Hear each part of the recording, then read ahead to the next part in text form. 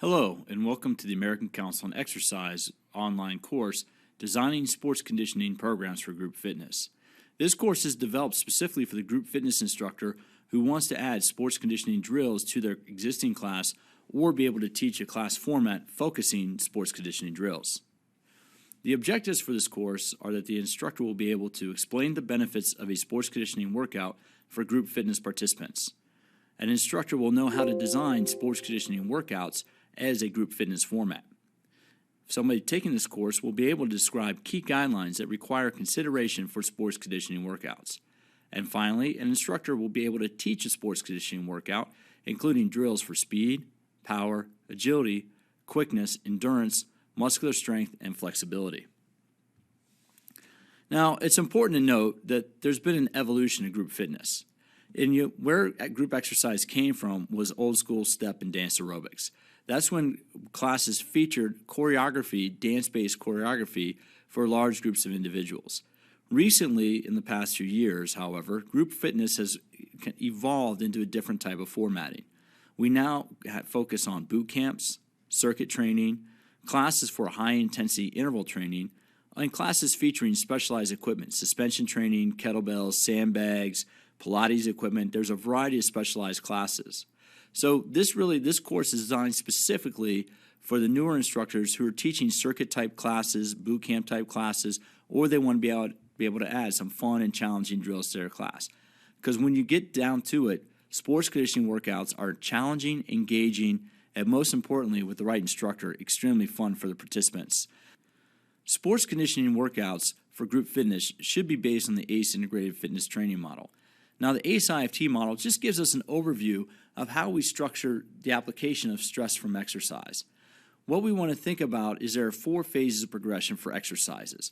We get phase 1, which are exercises for stability and mobility. Those exercises promote joint stability and enhance joint mobility.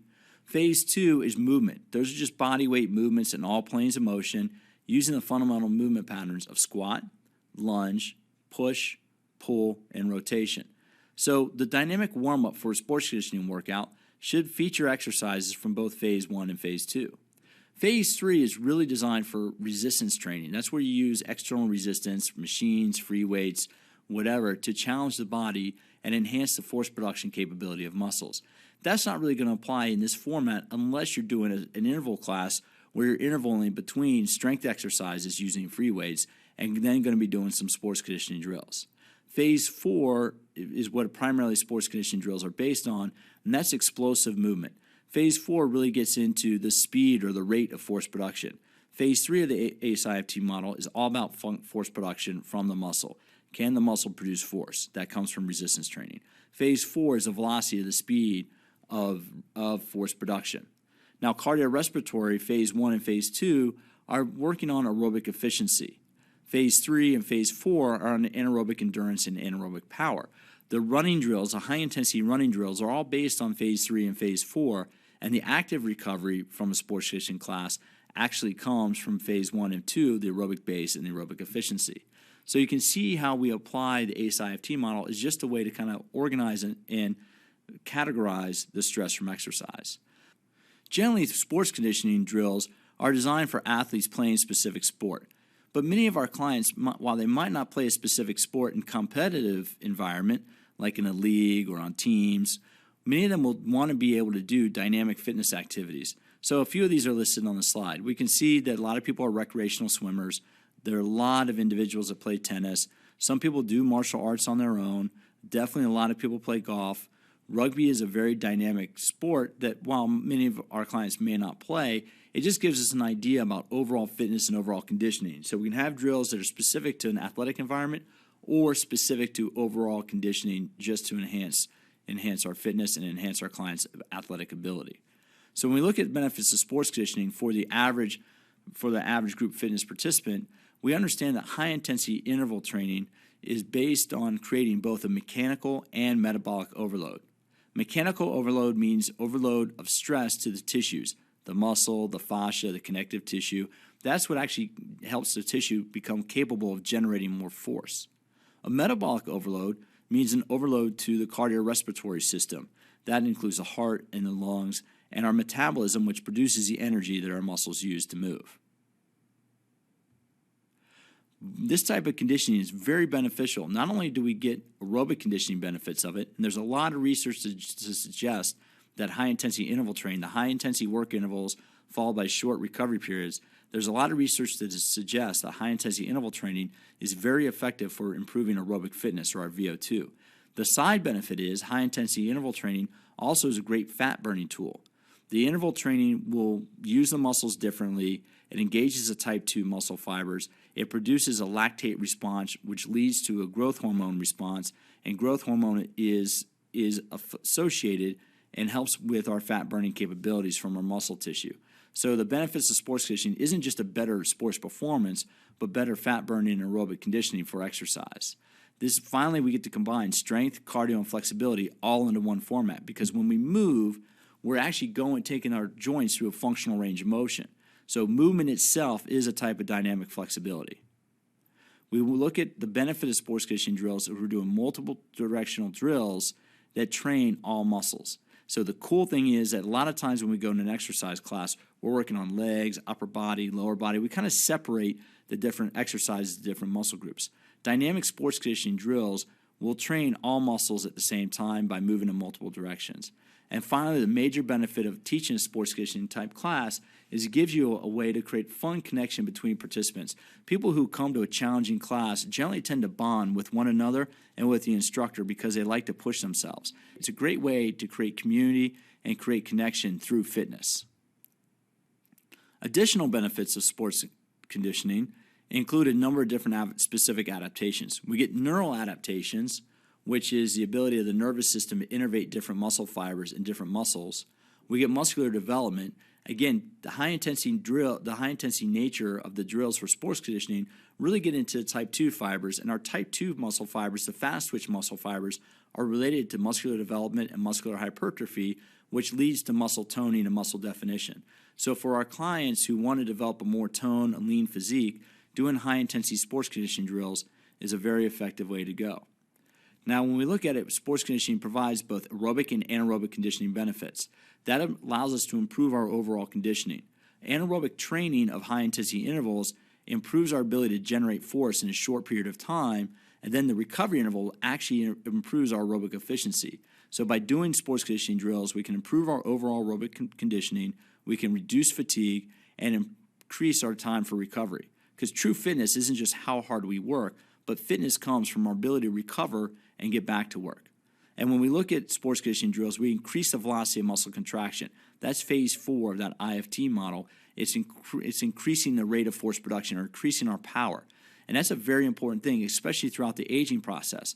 Because as adults get into the 30s, 40s, 50s, if they're not doing explosive or dynamic exercises, they lose ability to use the type 2 muscle fibers. They don't lose the type 2 muscle fibers, but the type 2 motor units that are responsible for contracting type 2 fibers become dormant and aren't effective. That's one of the reasons why, that can be one of the contributing reasons why older adults may experience loss of muscle mass with sarcopenia, or they may experience falls, is because they don't have the explosive force production from the type 2 muscle fibers really related to movement and controlling dynamic balance. And when we look at exercise, the human body expends about 5 calories to consume 1 liter of oxygen. So if we burn 5 calories to consume 1 liter of oxygen, if we increase our oxygen consumption through exercise, and we do that by involving many different muscles, then we can increase the caloric burn during a workout. So that's one of the major benefits of adding sports conditioning drills to group exercise format. They're fun, but you can also get into a high caloric burn during the exercise session. So other benefits of sports conditioning drills include progressively challenging workouts. That supports group adhesion. Like I said earlier, when you get a group of people that are working together on a challenging workout format, they generally tend to create a bond between one another. They kind of like, did we have a great workout? Absolutely. And so you see a lot of cohesion, a lot of friendships develop in a sports conditioning class. That helps participants develop adherence. One of the most important things for people coming to a facility or coming to a workout is that they come regularly. We know that people won't experience results unless they become regular adherents to exercise. So by having fun, challenging conditioning drills, it creates cohesion and it creates adherence, which leads to results. Another thing is sports conditioning classes really kind of appeal to the former athletes. You may have people come that used to play sports in college and high school, and they want to find a way to have that athletic outlet, and sports conditioning class allows them to do that. Due to work, due to life, due to family, they might not have time to participate in a recreational activity, which they would love to do, but by coming to your sports conditioning class, if you have these type of fun, high-intensity drills, it's kind of a throwback to when they did play sports, and it's a great way to kind of keep them connected and keep them coming back. But always remember, you want to have an appropriate level of challenge. You don't want to make class too hard. You also don't want to make it too easy. It'll take a little while. It takes usually about 4 to 6 weeks to define the level of your participants, and then you really want to design the classes so it keeps the participants engaged and coming back for more. The cool thing is that there's research to show that one of the reasons why group fitness works is that supervised workouts produce greater benefits. So remind people that hey, taking my class, I'm going to push you, but I'm going to push you to your abilities, and that's going to allow you to get the benefits you want from your exercise time. Now, sports conditioning really is training for life. These slides are much more representative of what our members want to do and what our clients want to do when they come to a group exercise class. We want to give the people that come to our classes the ability to go out and be able to do fun things with their family.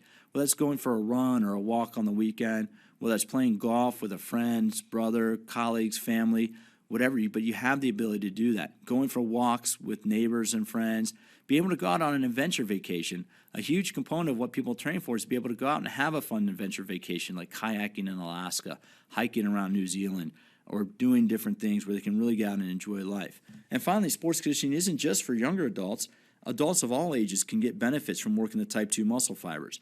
In fact, a lot of older adults don't get enough high-intensity training, and there are significant benefits of high-intensity training for the over 50 population. And that's one of the things that your sports conditioning class can provide. So when we look at fuel utilization during exercise, there's a difference between lower intensity exercise and high intensity exercise. When we look at this graph, at the lower intensity exercise, below the first ventilatory threshold, the body is using more fat to produce energy. So right now, as you're sitting here listening to this, you're actually in your fat burning zone. When you start exercising, your body doesn't have the time, because creating energy, creating ATP, which is the chemical energy that fuels muscle contraction, creating ATP from fat is a lengthy process, which is fine when you're sitting still or working at relatively low intensity. But as you work at a higher intensity, as that blue line increases, as the intensity increases, your body needs fuel, needs ATP quicker. So at some point along the way, your body will convert from using aerobic pathways to create fuel from fat to using anaerobic pathways where it creates fuel from carbohydrate. That point where that conversion happens from fat utilization to carbohydrate utilization is called the first ventilatory threshold. That's because as you start burning more carbohydrates, you expire or respirate more CO2. If you've ever noticed that when you work at a higher intensity, it's difficult for you to talk, that's because you're expiring more CO2 and you're breathing quicker because your body needs oxygen quicker. So the combination of expiring CO2 and quick breathing to get oxygen into the body means your ability to talk is limited. When we work up at the second ventilatory threshold, all the way on the right side of the graph, that's actually when you get an accumulation of lactic acid. So we want to keep in mind there are different levels of intensity. So when we gauge our drills, we don't always want to be doing high-intensity drills, but we do want to have some time and some space for an active recovery, because recovery happens below to the left of VT1, where the high intensity happens to the right of VT1 or upwards near VT2. We can't be in VT2 drills all the time. We have to have some active recovery. And the good thing is the higher intensity drills, it will allow you to burn more calories overall. So we need to have some drills that are lower intensity, some drills are higher intensity, and that's in order to keep the energy system going. This is a suggested 3-zone training model using these first and second ventilatory threshold markers. If you look at the left column for zone 1, we want to have our warm-up drills or active recovery drills in zone 1. And we can look at the different ways to gauge that. We can have our heart rate less than VT1, and that can be determined by the talk test, which is in the ACE Group Fitness Manual and the ACE Certified Personal Trainer Manual. The talk test is where people can talk comfortably. When you can talk comfortably, you're respirating fat, and you're expiring more oxygen as you exercise or when you're not exercising. But as soon as you start exercising, your body starts adjusting and burning more carbohydrate, the ability to talk becomes uncomfortable or becomes difficult to extremely difficult. So when you look at an RPE of 0 to 10, with 0 being extremely easy and 10 being extremely difficult, Zone 1 RPE is somewhere in the 3 to 4 range. And remember, RPE is rate of perceived exertion. Everybody's going to perceive exertion a little bit differently, but you can give your members, give class participants a gauge that they should be somewhere. Right now, breathing should be moderate, maybe somewhat hard. The RPE could be moderate to somewhat hard. Kind of help them understand that so they know how hard to work. When we look at the right, Zone 3 is above VT2. When you're doing Zone 3 exercise, it's definitely very difficult to talk, and it's very hard to talk comfortably.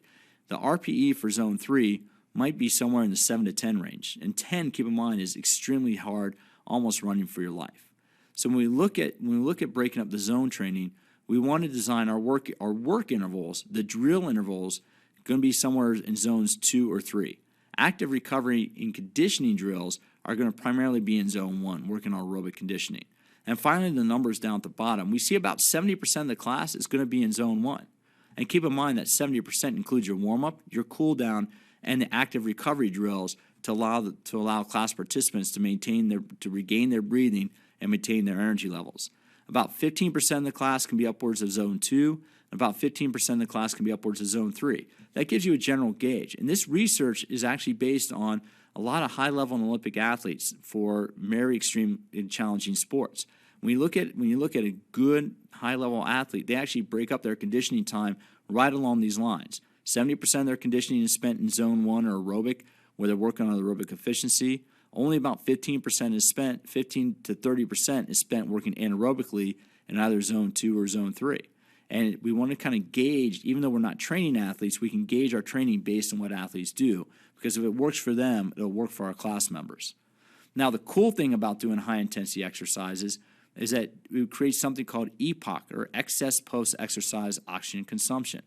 That's the amount of energy your body spends to return to a normal resting state. It's also known as the oxygen deficit. So what this graph is showing is that purple shaded area to the left is that when we start exercise initially is anaerobic. So our body is producing energy, and that's why the warm-up needs to be relatively low intensity, is because our body is going to be producing energy as we gradually warm up through anaerobic means. As we get into working steady state, we're actually going to be using more aerobic, and we're going to continue to use anaerobic energy while we do the workout, which is that middle section of the graph. Then finally, after we cool down, after exercise ends, is when we get to the oxygen consumption. Remember, we burn oxygen about 5 calories a liter.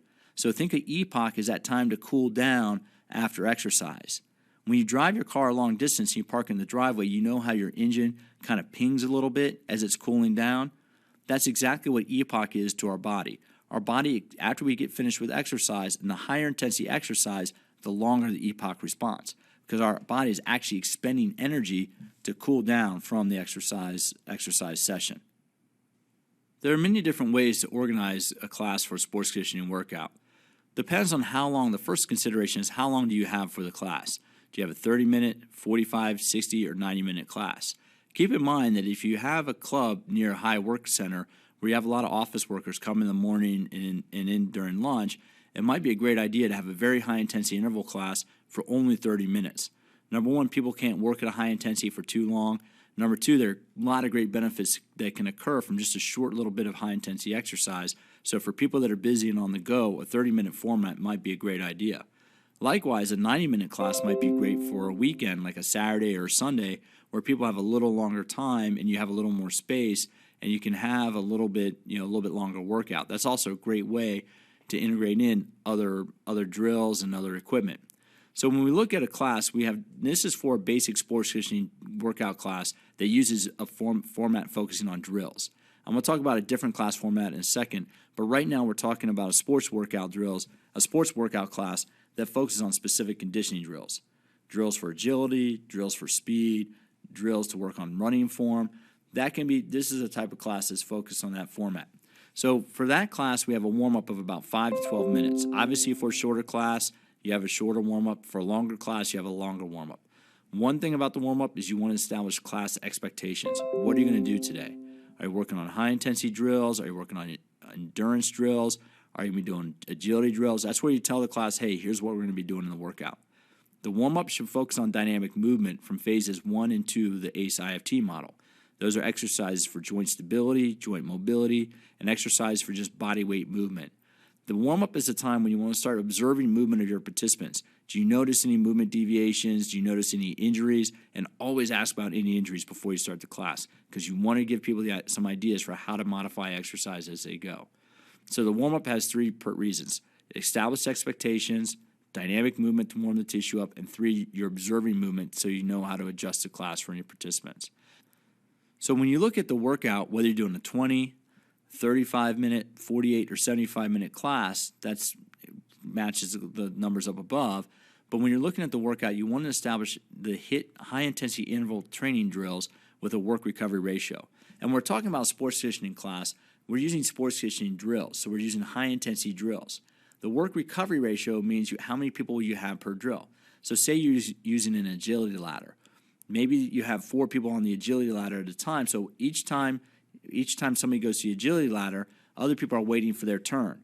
That act of one person going through and the other person waiting establishes a 3-to-1 work-to-recovery ratio, because as one person goes to the agility ladder and returns their spot in line, they have to wait for the other people to go. And when you do that, you set up the different drills. So maybe you have an agility ladder drill, maybe you have a cone drill, maybe you have another cone drill. It just depends on the space. But you can have the drill for about a 3 to 5 minute work interval. That way, the goal is for people to go through that drill as many times as possible during the 3 to 5 minutes. So if you have 4 people on a cone drill, one person goes through the cone drill while the other 3 are waiting, and then they try to rotate through that drill as many times as possible during the 3 to 5 minute work interval. The reason why you need to have active recovery intervals built in is that when we do high-intensity drills, there's a lot of neural fatigue and there's a lot of energy pathway fatigue. So you need to coach your members that it's important. You need to coach class participants that recovery is important. They just don't want to just go, go, go. If they do that, there's a chance for tissue fatigue. There's a chance for neural fatigue. Both could lead to injury. Also, if you bonk or run out of your energy, your body will start burning protein for fuel instead of fat or carbohydrate, which is not a good thing. So recovery intervals are extremely important to ensure optimal output or optimal results from the workout. Finally, a cool down is extremely important for all participants. The cool down should be 5 to 10 minutes, obviously a little shorter cool down for a shorter class, a longer cool down for a longer class. Cool down is where you can do some body weight exercises. You can focus on static stretches. The warm-up should be all dynamic movement and dynamic flexibility. The cool down is where we can have static stretches built in to work on tissue length.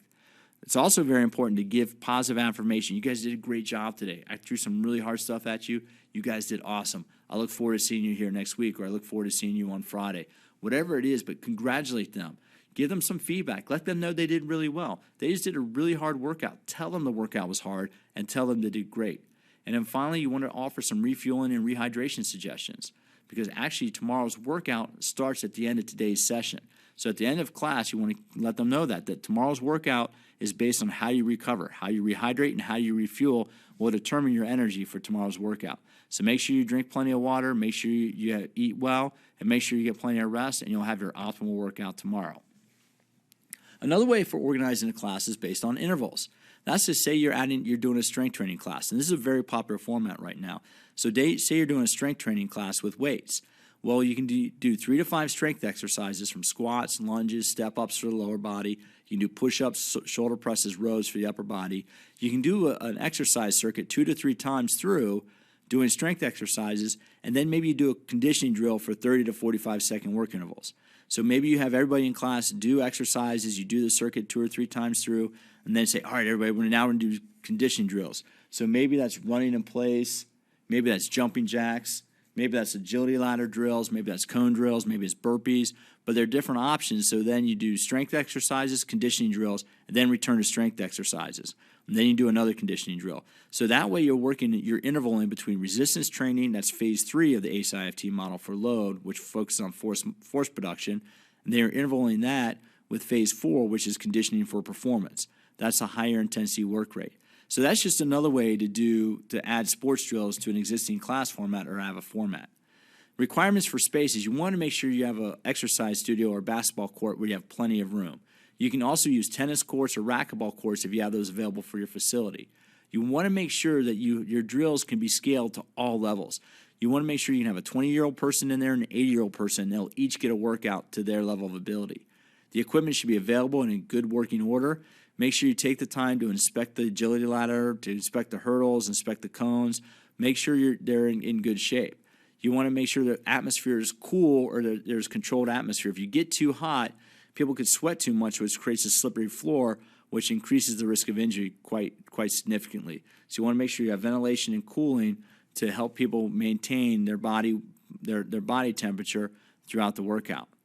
For safety, you want to have an emergency plan in place. You want to emphasize safety, which is why you want to make sure you minimize sweat on the floor, but you want to have an emergency plan so you know what to do if somebody gets injured.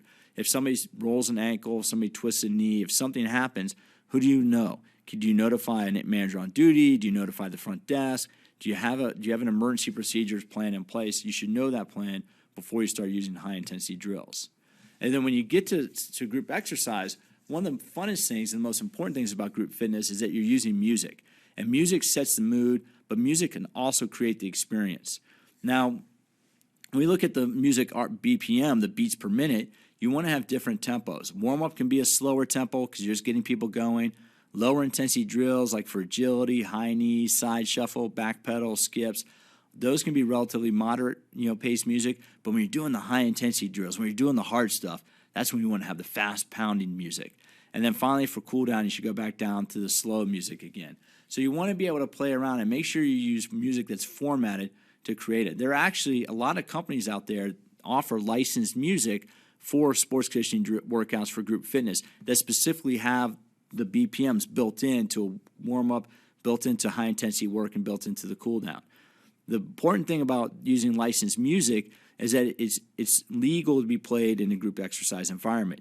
You can't just download songs from the internet and play them for a group exercise class. Because you're getting paid to teach the class, you should be using licensed music. That makes sure that the artist has been paid for using their music in a professional environment. Just something to pay attention to because it's a very important part of being an exercise instructor. The cool thing, too, about licensed music from all these companies listed here, and there are other ones out there, but all these companies listed here is that they're generally upbeat, they're fast-paced, and these companies make music specifically for group fitness, so they have the pace built in to the intensity of class or intensity of what you're going to be doing. Make sure you use an appropriate volume, and make sure another thing about the licensed music for group fitness is it gets rid of any bad language. It can be very embarrassing to have a class and all of a sudden there's a song that's dropping inappropriate words. It doesn't make you look professional. It really makes you look unprofessional, and it could really insult or really make a member upset because they don't like to hear that language. So to avoid that problem, it's better to use licensed music. You know you're not going to have any bad words in there, and so you can kind of work around that. Then finally, one of the things that I like to do for classes I teach is I use music from the 80s and 90s. I use a lot of mashups because I look at classes as being kind of retro.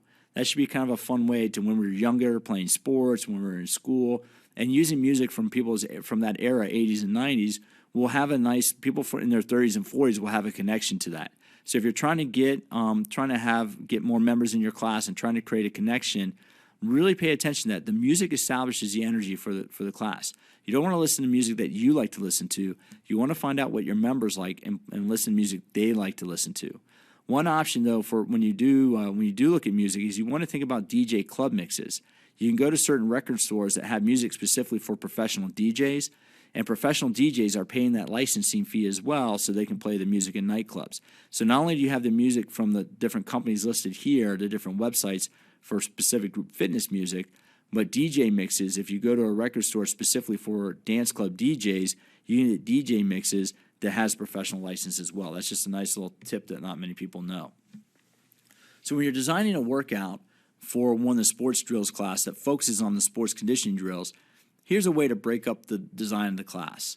The first 8 to 12 minutes is all about dynamic warm-up. You're doing exercise for movement prep. You can have core exercises in there. You can have balance exercises in there. And that all you're trying to do is get the tissue moving and get the body temperature warmed up. The next time break can be anywhere from 8 to 15 minutes, depending on the intensity, depending on the skill level of the class. You're doing your low-intensity agility drills. You're focusing on coordination. You're doing slow to moderate pace, and you're doing predetermined movements. And agility drills are like high knees, side shuffles, back pedals, the crossovers or cariokas, maybe light-intensity skipping. But all the stuff that we used to do when we were starting a sports practice, those are considered low-intensity agility drills.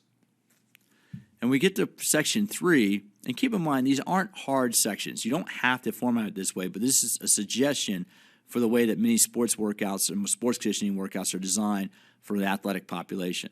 So you have a dynamic warm-up, you have low-intensity agility drills, focus on coordination, and then phase 3 is where you work on form drills for speed. Form drills are where you're working on footwork drills, and that works on running form. And we'll go into that in a little bit of detail in a couple minutes. Then phase 4 is where you get your high-intensity drills that can be used for conditioning. That's agility, reactivity, fast pace. You can also use reactive games and relays. Relays are a great way to have fun in class and a great way to push intensity. Then finally, you have to save time for cool down. It could be 5 minutes, could be 8 minutes, could be 10 minutes, but make sure you save time for stretching and building it down. No matter what, you always want to consider 2 things. One, are you using exercise for skill? And that's very important because when you work on skill, when you work on neural skill, you want to have a longer recovery period. Because if you're trying to teach a skill, you need to allow the body to learn the skill. And doing too many repetitions doesn't allow for effective learning. So if you're working on skill, you want to make sure you have a longer recovery period for energy system fatigue and to reduce neural fatigue. But if you're working on conditioning, you're just trying to improve fitness. You're trying to improve aerobic fitness and aerobic strength and aerobic efficiency. When you're working on conditioning, you can shorten the rest intervals and have them be a shorter period of time. So the class structure, some basic equipment for if you're using a sports conditioning workout structure is you need a stopwatch or a timer. If you're using your phone, there are a number of timer apps that you can download that are free, but that way you can use your phone and set up, all right, have a timer, a countdown timer. We're going to do a drill for 3 minutes, go, and then go around and provide coaching. So if you're setting up 3 different cone drills, say you have 12 people in class and you have 3 different cone drills in a large studio or in a basketball court, you can walk around. If you have 12 people, there should be 4 people on each cone drill for a period of 3 minutes. So each person is going through the drill as many times as possible in 3 minutes. You walk around and you give them that feedback, and then at the end of 3 minutes, you give them a 30-second break and everybody rotates drills. So that's one way to structure the class. And when you look at that, that gives it that, you want to keep drills below 4 or 5 people. 3 to 5 is ideal. That way, if you're doing a 3 to 5 minute work interval, there's plenty of time for people to rotate through and get plenty of repetitions. So some examples of cone drills are a T drill, which is, you'll see in a minute, a 30-meter shuttle run, a hexagon drill, an L drill. You can have 4 people on each of those, and they'll get plenty of workout as they rotate through the different stations. So always begin with the end in mind. This is actually one of the 7 habits of highly effective people developed by Stephen Covey. Set the expectations. The reason why this is here is because when you're warming up the class, when you're getting them ready, and when you're telling them what kind of drills, let them know what they're going to be doing. Identify new participants. Ask about existing injuries. Offer suggestions for modifications. Let them know the purpose of the workout. Is the purpose of today's workout for skill, meaning they're going to be harder exercises, but you're going to have longer recovery? Or is a purpose for conditioning? Establish the goals. Let them know the class format. You're going to warm up. Then we're going to go through drills. Review safety procedures. Anybody doesn't feel good, modify the exercise. Let me know. Offer suggestions that take plenty of rest and make sure you hydrate throughout the class. And you might want to organize groups. As you get to know your members, have a foundational group. Those are for people that may be a little bit slower, a little bit less skilled. If they work together, they'll feel more comfortable because nothing is more awkward than somebody who's relatively new at a foundational level working with somebody who's really at an expert level. The expert person gets frustrated because they have to wait for the new person, and the new person gets frustrated because they don't feel like they're matching up and they know they're slowing people down. So if you have a lot of people and you're organizing people into different groups, try to put people in different of the same skill level into different groups together. It just makes for a better experience overall. When you're teaching sports drills, you always want to make sure you demonstrate the drill. The idea for cueing is you're telling, you're showing, and you're doing. This is the drill we're going to do. This is a T drill. Let me show you what it is. Now you do it. 55% of people learn visually. They have to see what they're doing. 38% of people learn verbally, meaning direct cues, being told and told in an authoritative way. There's a huge difference saying, this is a T drill, this is what we're doing, I want you to go down, move right, move left, back to the center, and backpedal. Say it with confidence. Confidence in your voice inspires confidence in the participants. If you say, hey, we're going to try to do this, people won't really take your direction that well. And finally, only 7% of people are auditory. So you don't need to waste a lot of time, a lot of specific instructions, because only 7% learn by what they hear.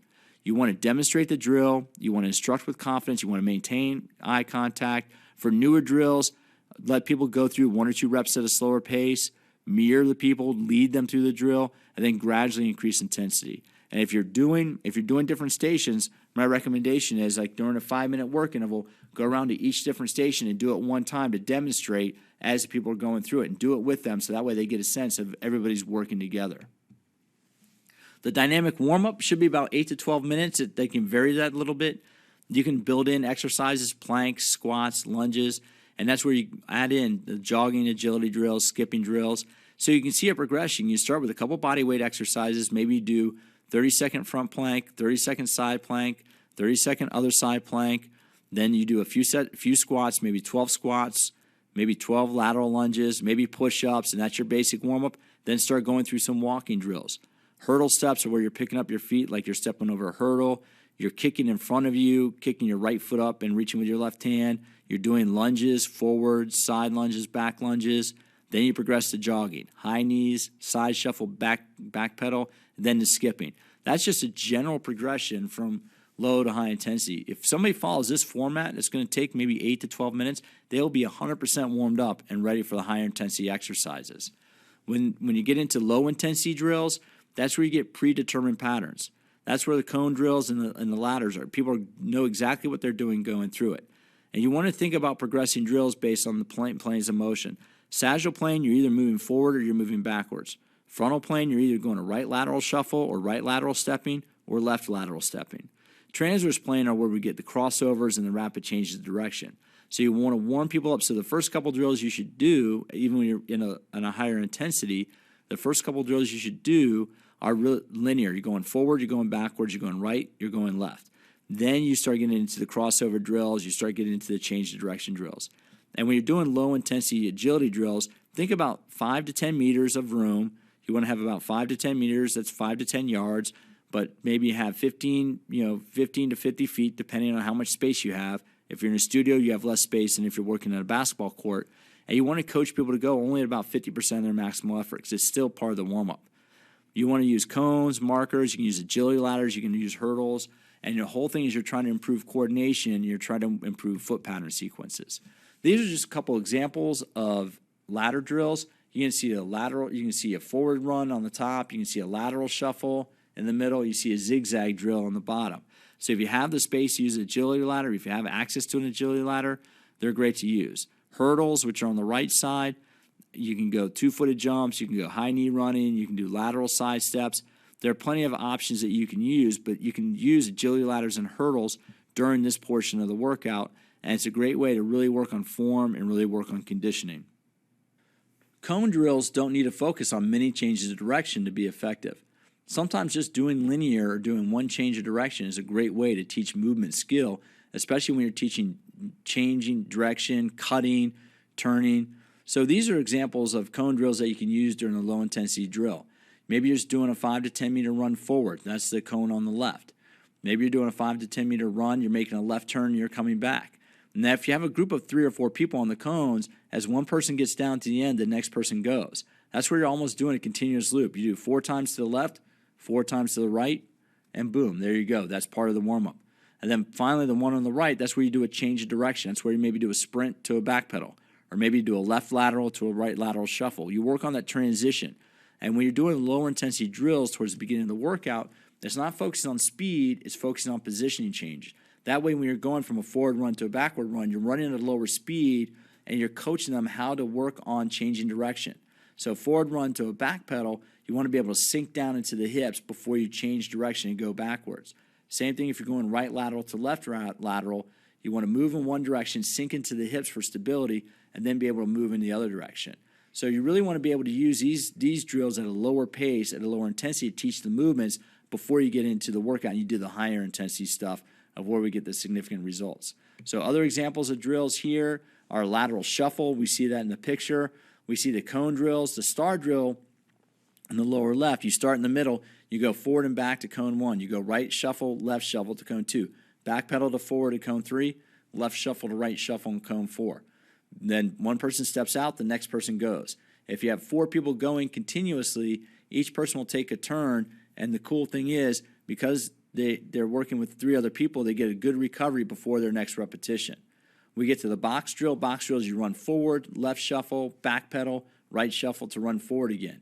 And that can be, again, these are relatively slow speeds because you're working on just establishing a change of direction. You're working on letting people get used to the dynamic balance and getting used to different directions. So these are a couple examples of low-intensity drills. Work on coordination, work on body positioning, and you're only doing about 5 to 10 meters, 2 sets of 3 minutes, or maybe 1 or 2 sets of each. So maybe we have 3 drills on this slide. You maybe have 3 or 4 people doing a lateral shuffle, 3 or 4 people in the star drill, 3 or 4 people in the box drill. You do 1 set, rotate it. Each person does 1 set, and you rotate it around. Each person does one exercise and rotate it around. And that way people are getting exposure and not doing the same movement for too long. So building a following, it's very important to have exercises at the appropriate level of intensity. You create a challenge, you establish motivation. If you make it too hard, people won't want to come back. If you make it too easy, people won't want to come back. But read your group. That's why a warm-up is very important. Dynamic movement during the warm-up is very important. You get an idea. You can watch people move and understand and see whether or not somebody's at a high level, advanced level, or somebody's at a foundational level. And for everybody in the group, you want to provide a sense of accomplishment. You want to give everybody a feeling of progress. If they walk out of your class feeling like they had a good workout and feeling like they got better for that day from that workout, they'll want to come back for more. Provide that feedback. Also provide a source of where the drills come from. You know, there's some of the drills in here are from the NFL Combine, and I'll mention them when that comes out.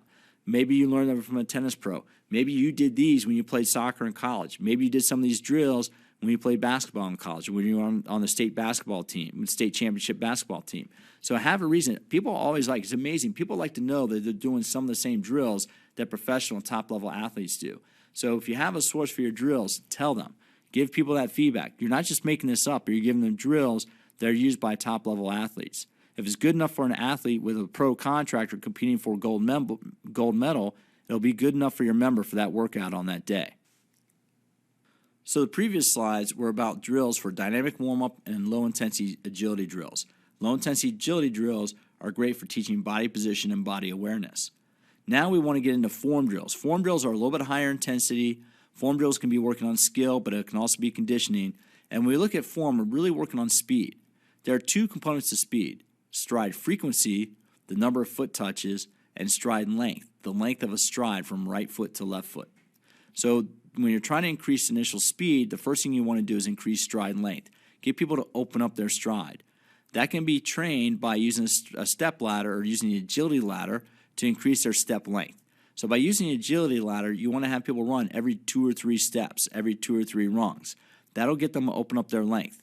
And then in order to work on their frequency or their number of foot touches, that's where you try to challenge them to touch 2 feet per square.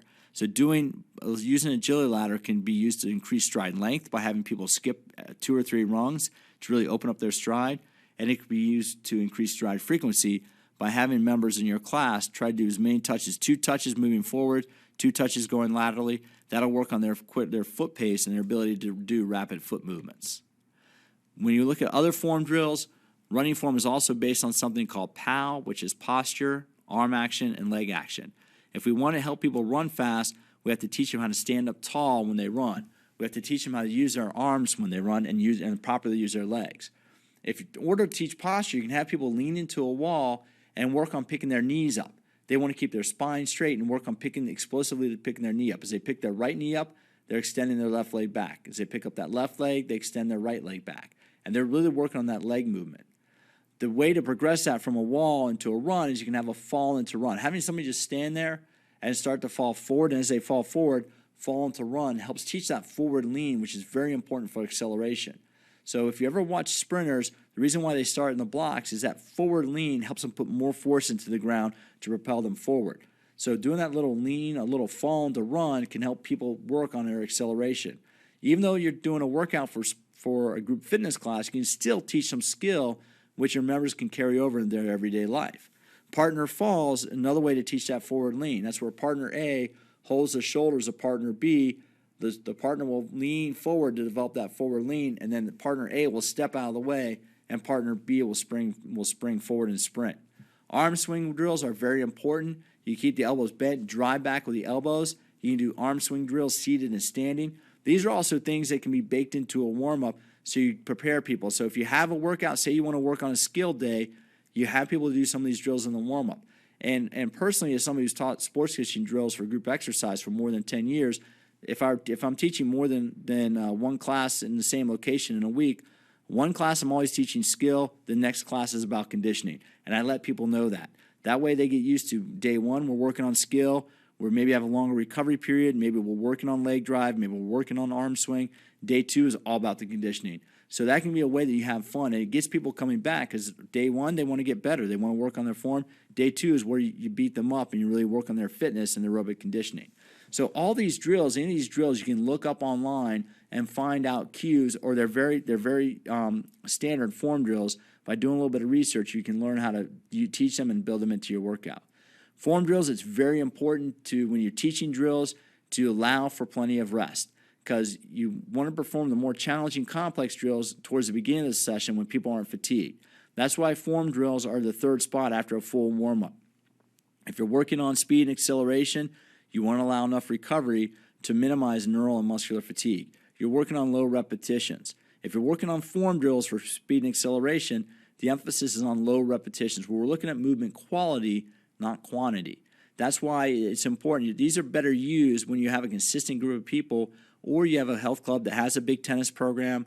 Maybe a lot of people play squash. Maybe a lot of people play basketball. You'll help them become better athletes. And somebody who plays recreational sports always wants to get better. When you're looking at form drills, you want to focus on intensity and then build up volumes. Work on form, work on intensity, and then you start adding the volume, the number of reps that people do. When you're working on conditioning, there's a difference. When you're working on a drill for conditioning, you can reduce the speed, but you're also reducing the rest interval. You tell people, I want you to run about 80% of max, but we're going to have very minimal rest period. And that'll get them to, that'll allow them to experience that conditioning and aerobic fitness. Workout here now, getting conditioning reactivity that transition us. So if we're repeating the agility drills from earlier, we can do that. We can use some of the agility ladders, but now we want to coach people to go faster. We want to minimize the rest period. We want to have 2 or 3 people in the ladder at the same time. We want to have maybe a more complex cone drill. So that's also where we're going to shift from a predetermined drill to a reactionary drill. And a reactionary drill is where a coach or where a trainer is standing there and telling people whether to go right or left, or showing them, pointing the directions that they want people to move in. That's also where now conditioning is where you can start playing games. Maybe you want to play ultimate frisbee. Maybe you want to have a little game within the class, because game-like conditioning is used very successfully in the upper levels of sports to get people conditioning for fitness for that specific sport. So game just means when you're playing a game, you're playing at a higher intensity because people want to win. Keeping score makes it a little bit more competitive. And it's also a great way, if you have a good, consistent group, throwing some games in there is a great way that can get them develop on group adhesion. If you look up on the American Council on Exercise website, acefitness.org, there have been a few articles and a few blog posts on using gaming, using fitness games. That's a great resource to learn about how you can start adding that into your workouts. So conditioning drills is where we can get a little bit longer. The conditioning drills is maybe where we can add the pro agility drill. That drill is directly out of the NFL Combine. You have 3 cones that are about 5 meters apart. They're 5 yards apart. And you start at cone 1, you turn and you run forward. It's a forward run. You go to the second cone. At the second cone, you turn and run forward back to that first cone, or back to that far cone. At the far cone, you turn and run back to the initial cone. So you're actually doing a 25-meter sprint within 3 cones, but you're changing direction two times. You're changing direction to each cone, which is why it's used as part of the NFL Combine. Or you can add in different equipment. You can maybe use hurdles where people shuffle around the hurdles. So it's using the hurdles, you're doing a left shuffle, right shuffle, left shuffle, right shuffle. You turn, run forward, and then you maybe do a left shuffle between the cones. So you want to think about when you're using cones, if you have less than 5 meters between the cones, you're working on agility. If you have 10 meters or more between the cones, you're working on fitness and conditioning. Here are a few other drills. You have a side-to-side shuffle that's similar to what we did earlier, but now maybe you're doing reactions. Maybe you're pointing people in one direction and have them change in reaction to your movements. The hexagon drill is similar to that square drill that we did earlier, but we add a couple more cones, add a couple directional changes. An L drill on the right-hand side, that's another one from the NFL Combine. They start at one cone, they sprint, they run back, and then they go down, turn the corner, come back, and back to the start. Now these cone drill names are very, very systematic. So if you do a search for hexagon drill, if you do a search for L drill, if you do a search for some of these drills, you should be able to find examples of them on the internet. So these are ways that we bake them into the workout. You can see how we divide it up. We can use these 3 drills, have 3 or 4 people on each one, do that drill for 3 minutes, and then rotate around. And that's the way that we can do the format and get a lot of people moving quickly. So when you work on conditioning drills, especially when we're working on conditioning or reactivity, the competition can increase that intensity. If you have people race, that's definitely going to build up the intensity. If you have a relay race, maybe we're going to be doing a shuffle run, but we divide up into groups. So you do a shuttle run where you do a first cone and back, second cone and back, a third cone and back. If you have 3 different groups during a shuttle run, the idea is that you try to see which group can finish their shuttle run first. So one person does a shuttle run, they tag off, the second person goes, the third person goes. Having that little relay race can really build up the competition, and it's also a good way to build up camaraderie. You want to make sure you match individuals with similar skill and fitness levels, though. That way everybody's working to your appropriate level. You can also challenge your group. All right, we're gonna do 30 seconds of push-ups. I want to see who can do the most push-ups in 30 seconds. You can also see how many times they go through. All right, guys, each group are going to be going through this drill. I want to see which group can get through the most repetitions of this drill during the allotted time. That's known as mini repetitions as possible, or AMRAP. One drill that I like using a lot for reactive is coin flips. That's where you have 2 people in push-up position on the ground. Their feet aren't quite touching, but they're feet to feet. So if you're using a space with north and south, you have one partner facing north, one partner facing south, so their feet are almost touching. And what you do is you do a coin flip. One partner is heads, one partner is tails. When you flip the coin and it comes up tails, the person who's running tails has to run, and the other person who's heads has to turn around and try to catch that partner before they get to the end of the run. It's a really fun way to build up intensity and to build up that connectivity through the class. You can play around with different starting positions. You got people do push-up position, people lying on their back, lying on their front, because having to get up off the ground is a great way to increase the intensity of any drill. These are other conditioning drills you can do. You can take a basic T drill where you run forward, side shuffle, and turn it into a figure 8 drill. That drill on the right, that's from standard. Actually, a lot of police departments use that for their fitness tests. I think it's called the Ohio or the Illinois agility test. But you can find out about these drills and how to put them into your workout and challenge your class to see who. And it helps work on their fitness, helps work on their conditioning, and helps work on their athletic ability. Finally, when you get to cool down, the cool down is when you start returning the body to homeostasis. You start returning, and that's where we get the homeostasis is when we're purely at rest. EPOC works when you do a high-intensity workout. You don't just automatically return to resting or homeostasis. It can take a couple hours to return to that. You want to make sure you save time to stretch the hips, the calves, the quadriceps, the hamstrings, the lats. These are all muscles that get a lot of work during high-intensity drills. The recovery period begins during the cool down of the class.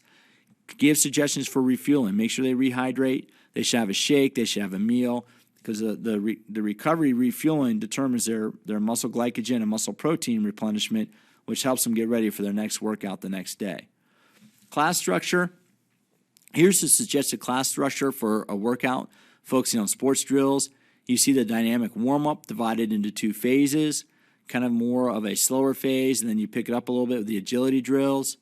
You see the speed and acceleration drills, or the speed and form running drills. That's where you can have a pawing drill, a fall to a sprint, a bound to a sprint. Those are all for work on form and speed and work on conditioning and training. Finally, you get into conditioning drills. That's maybe where you have 3 different drills set up, and the idea is you're trying to challenge each group to do as many reps as possible during their 5 minutes. So the whole idea is that they do one drill, so a group of 4 people does the T drill, and they're trying to see how many times they can get through the T drill in 5 minutes.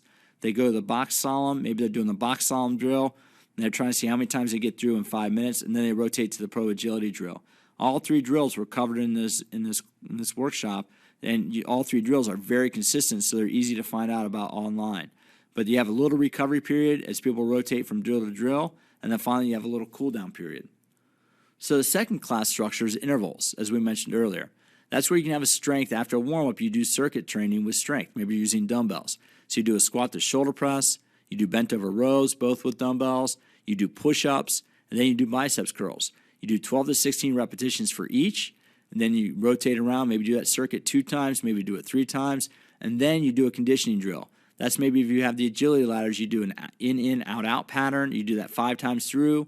Maybe you do a lateral pattern. You do right lateral 5 times, left lateral 5 times, and then you go back, you do 5 times at each ladder drill, and then you go back to another strength circuit. So maybe strength circuit B is where you do a lateral lunge. Maybe you do renegade rows, and renegade rows where you hold the dumbbells, you do a push-up, and you do a one-arm row. So you do a push-up, do a left arm row, push-up, do a right arm row. Then you do an RDL, which is Romanian deadlift. That's a hip hinge. So your back is straight, your knees are slightly bent, and you hinge from the hips, and you do triceps extensions. Do that circuit 2 times through, then do another set of conditioning drills, maybe doing lunge jumps in place for 30 seconds, maybe doing ice skaters for 30 seconds. But that can be another way to do conditioning drills, and then you do a little cool down. So that's just a different class format, but you're adding sports drills to that strength training format. Both ways, whether you're doing a pure sports drills workout or whether you're building intervals between strength training and sports drills, both are very effective at increasing that high intensity burn. Both are very effective at working on aerobic conditioning, and both are extremely effective at creating a long-term EPOC so your members are burning calories after they finish the workout. So thank you very much for your time on this online workshop today. We hope you got some information out of this. If you're a group fitness instructor and you want to start doing a sports conditioning class, this will give you some ideas for how to format that. If you want to start adding some drills to your existing muscle conditioning class, this again gives you some ideas for that. So keep in mind that we also offer a one-day, American Council on Exercise has a one-day sports conditioning workshop. Please look on our website under live workshops to see when and where that's offered. Hopefully you're connecting with us on a regular basis online. You can connect with ACE on our Facebook page, ACE Fitness. You can follow us on Twitter at ACE Fitness, and you can check out our YouTube channel. We have a lot of our exercises on our YouTube channel, and if you also go to our website, acefitness.org, we have our Fit Innovatives blog, which has a lot of information on there, and we also have a pretty extensive exercise library, which gives you some ideas for how to build these exercises into your existing class formats. Thank you for your time, good luck, and we hope you connect with ACE again shortly.